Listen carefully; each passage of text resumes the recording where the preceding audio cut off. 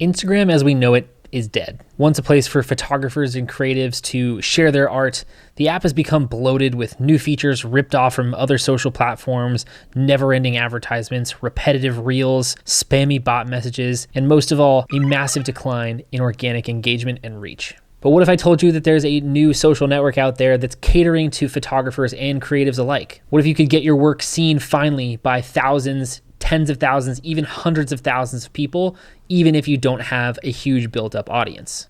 Let me explain.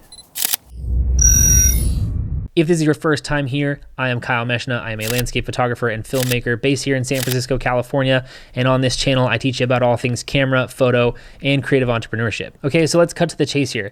That new social network that I'm talking about isn't actually new at all. It's actually Twitter. That 280 character feed that you thought was just for arguing about news and sports and politics is actually a ripe creative community that is just waiting for you to explore it. Within there is a large and growing community of folks who really just like to see epic photos. And in the rest of this video, I'm gonna try to convince you that you should be posting your photography on Twitter and how to grow on the platform. It's actually a lot easier than you think. So why should you be posting on Twitter? Well, first things first, the community is absolutely amazing. The photography community is incredibly supportive and is really propping you up along the way. Due to the nature of the platform, retweets and quoted tweets to support and prop up the work of others is actually quite commonplace and is actually a lot more common than just dropping a sick tones bro comment on your Instagram feed, for example. Many people are not only excited to prop up and share your work with their own followers, but they're also the first people to cheer you on and celebrate your own successes.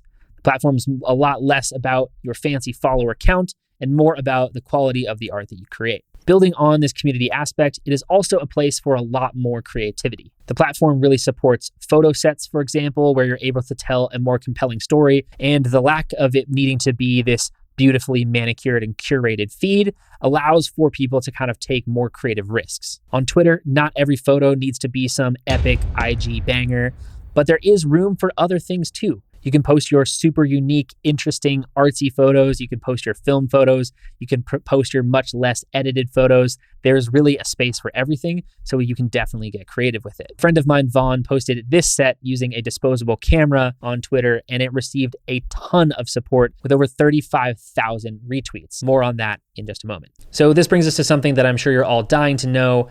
How many people are actually going to see these photos that I'm posting on Twitter? Is this going to solve my woes of declining engagement that I'm having on Instagram? The answer is really a resounding yes. And this goes for people across the entire spectrum, whether you are a large creator or you've been really struggling to get any traction on Instagram. You've been banging your head against the wall, really grinding daily on Instagram, and you're just really not seeing the success that you're looking for.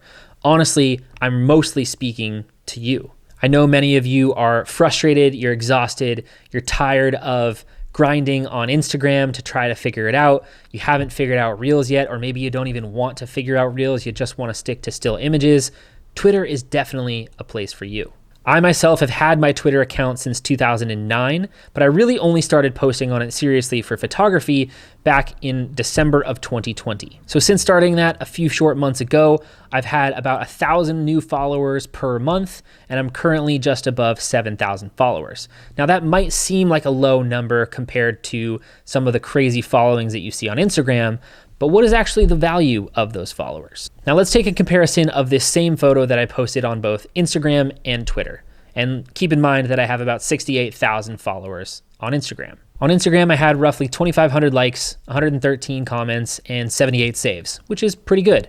But if we look at the impression numbers, it's around 16,500 impressions. Now this number is a little bit on the lower end, but it gives you a little bit of a picture of what we're talking about here. Now let's compare that to the same image, but posted on Twitter, where it received 2,800 likes, 347 retweets, and over 193,000 impressions. So we have almost 10 times the amount of impressions on Twitter as we did on Instagram, despite having about a tenth of the followers. Okay, now let's compare that to Vaughn from earlier, who gets about 200 to 300 likes per post on his Instagram, but going back to that same example of the disposable camera, that had 8 million impressions. 8 million impressions. Not only that, but he is consistently getting hundreds, if not thousands of retweets.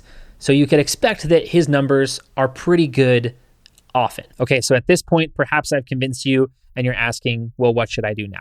Like any social network, I first recommend really just getting a lay of the land. Start by following around 100 or so photographers and really just watch and see what it is they do.